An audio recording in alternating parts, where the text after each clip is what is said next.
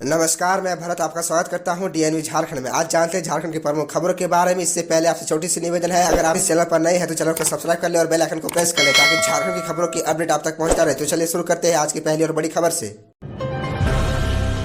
Doctor Karma Oraon नहीं रहे शिक्षाविद ने 72 साल की उम्र में रांची के मेदांता अस्पताल में ली अंतिम सांस। दरअसल आपको बता दें कि आदिवासी समाज के प्रख्यात मानव शास्त्री शिक्षाविद डॉक्टर कर्मा उरांव का निधन रविवार को सुबह मेदांता अस्पताल में हो गया। बताया जा रहा है कि बीते कुछ दिनों से वह बीमार चल रहे थे। इलाज के दौरान आईसीयू में उन्होंने अंतिम सांस ली। बता दें कि सन्ना धर्मकोट सहित झारखंड के कई मुद्दों पर वह अपना पक्ष मजबूती के साथ रखते थे। वह मानव शास्त्र के पूर्व विभाग अध्यक्ष, रांची विश्वविद्यालय के पूर्व डीन, एकीकृत बिहार में बीपीएससी के मेंबर भी थे। वहीं आपको बता दें कि राज्य के मुख्यमंत्री हेमंत सोरेन ने कहा कि महान शिक्षाविद तथा आदिवासी उत्थान के प्रति हमेशा सजग रहने और चिंतन करने वाले डॉक्टर कर्मा उरांव जी के निधन का दुखद समाचार मिला। डॉक्टर कर्मा उरांव जी कई विषयों पर मार्गदर्शन मिलता था। उनके निधन से आज मुझे व्यक्तिगत क्षति हुई है। परमात्मा दिवंगत आत्मा को शांति प्रदान कर शोकाकुल परिजनों को दुख की यह विकट घड़ी सहन करने की शक्ति दे। एग्जामिनेशन कैलेंडर लागू करने में फेल हुआ जेएसएससी। मई महीने में जारी होना था 4 नियुक्तियों का विज्ञापन, बेरोजगार युवाओं की उम्मीद बरकरार। दरअसल आपको बता दें कि राज्य में तृतीय और चतुर्थ वर्गीय कर्मचारियों की नियुक्ति के लिए जिम्मेदार आयोग अपने ही एग्जामिनेशन कैलेंडर को फॉलो करने में फेल हो गया है। यह आयोग झारखंड कर्मचारी चयन आयोग है। इस आयोग ने 10 नियुक्ति परीक्षाओं के विज्ञापन जारी होने, परीक्षा लेने और रिजल्ट प्रकाशित करने का कैलेंडर जारी किया था। 10 परीक्षाओं में से 2 परीक्षाओं का विज्ञापन जारी किया गया। आयोग ने दावा किया था कि मई के दूसरे सप्ताह तक 4 अन्य नियुक्तियों का विज्ञापन जारी किया जाएगा, जिसे अब तक जारी नहीं किया गया है। वहीं आयोग ने कहा था कि मई के तीसरे सप्ताह में 1, चौथे सप्ताह में 1 और जून में 3 परीक्षाओं का विज्ञापन जारी किया जाएगा। खबरों में आगे बढ़ने से पहले आपसे छोटी सी निवेदन है कि अगर आप इस चैनल पर नए हैं तो चैनल को सब्सक्राइब अवश्य कर ले ताकि झारखंड की हर खबर आप तक पहुंचा सके। सावित्रीबाई फुले किशोरी योजना में भारी घपला, नाम लाभुक का और खाता नंबर अपना देकर अफसरों ने हड़पे छात्राओं के पैसे। दरअसल आपको बता दें कि आईएएस अधिकारी छविरंजन के समाज कल्याण निदेशक रहते सावित्रीबाई फुले किशोरी समृद्धि योजना में करोड़ों रुपए का घपला हुआ है। प्रारंभिक जांच में साहिबगंज जिले के बड़हरवा, पतनार, बरहेट, राजमहल और मंडोर प्रखंड में ही 65 लाख रुपए की गड़बड़ी पकड़ी गई है। यह गड़बड़ियां 829 खातों में हुई है। बाल विकास परियोजना कार्यालय पटना की पर्यवेक्षक तनु पांडा के बैंक खाते की जाँच से पता चला कि उन्होंने खुद लाभुक बनकर अपने खाते में दर्जनों बार पैसे डलवाए। ऐसे ही समाज कल्याण विभाग के कई अन्य अधिकारियों और कर्मचारियों ने भी बच्चों के पैसे अपने रिश्तेदारों के खाते में ट्रांसफर कर दिए। समाज कल्याण निदेशालय के एक वरीय अधिकारी ने बताया कि लगभग हर जिले में ऐसी गड़बड़ियां हुई है। साहिबगंज के अलावा पाकुड़, दुमका, गोड्डा, देवघर, गढ़वा, गिरिडीह आदि जिले से भी ऐसी शिकायतें मिली है। इसके पीछे एक बड़ा सिंडिकेट काम कर रहा है। अगर ईमानदारी से जाँच हो तो यह घोटाला करोड़ों रुपए का निकलेगा।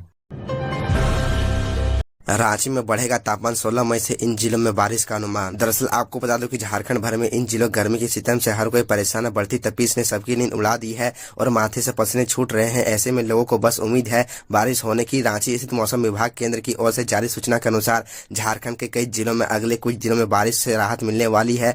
वहीं राजधानी रांची समेत कई जिलों का पारा चढ़ा ही रहेगा। ऐसे में आइए जानते हैं कि मौसम विभाग की ओर से मिली जानकारी के अनुसार कौन से जिले के लोगों को गर्मी से राहत मिलने वाली है और किस जिले के लोग गर्मी का प्रकोप झेलेंगे। दरअसल आपको बता दूं कि मौसम केंद्र ने पूर्वानुमान किया है कि 16 से 18 मई तक संथाल परगना के कुछ इलाकों में हल्के से मध्यम दर्जे की बारिश हो सकती है। इसका असर कोल्हान के कुछ हिस्सों में भी हो सकता है।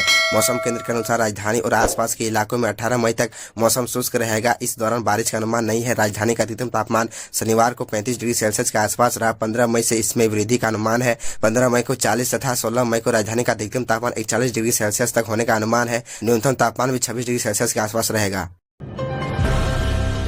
निलंबित आईएएस छविरंजन ने मान ली व्यवसायी विष्णु अग्रवाल के खर्च पर गोवा घूमने की बात। दरअसल आपको बता दूं कि दस्तावेज में जालसाजी का जमीन की खरीद बिक्री करने के मामले में गिरफ्तारी के बाद रिमांड पर लिए गए रांची के पूर्व उपायुक्त छविरंजन ने ईडी के पूछताछ में व्यवसायी विष्णु अग्रवाल के खर्च पर गोवा घूमने की बात मानी। हालांकि वो इसकी सही जानकारी नहीं दे रहे हैं कि व्यवसायी ने उन पर इतनी मेहरबानी क्यों दिखाई। ईडी के जांच के दौरान विष्णु अग्रवाल के मोबाइल फोन से मिले आंकड़ों के विश्लेषण से जानकारी मिली थी कि उन्होंने तत्कालीन उपायुक्त के गोवा घूमने का खर्च उठाया था। इस मद में खोए खर्च का भुगतान उसने दिल्ली के ट्रैवल एजेंट को नकद के रूप में किया था। पूछताछ के दौरान छविरंजन ने सेना के कब्जे वाली जमीन और हैहल अंचल के बजरा मोजा की जमीन के सिलसिले में फर्जी मालिकों के पक्ष में फैसला देने की बात भी मान ली। हालांकि इसके लिए जमीन के असली मालिकों को दोषी बता रहे हैं। उनका कहना है कि मामले की सुनवाई के दौरान सेना की ओर से और बजरा में जमीन के असली मालिकों की ओर से जमीन के दस्तावेज ही नहीं पेश किए गए, इसलिए उन्हें दूसरे पक्ष के हक में फैसला देना पड़ा।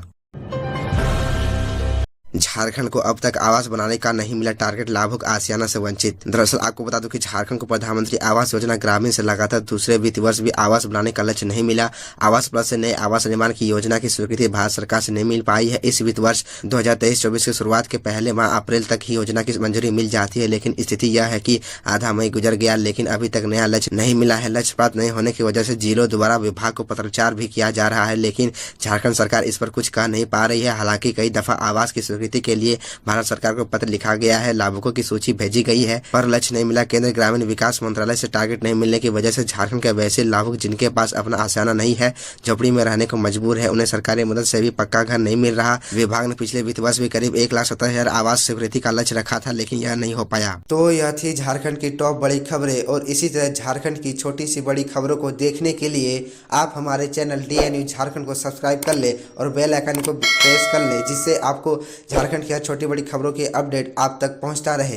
तो आज के लिए इतना ही, हमें दीजिए इजाज़त, फिर मिलते हैं आपसे अगले वीडियो में।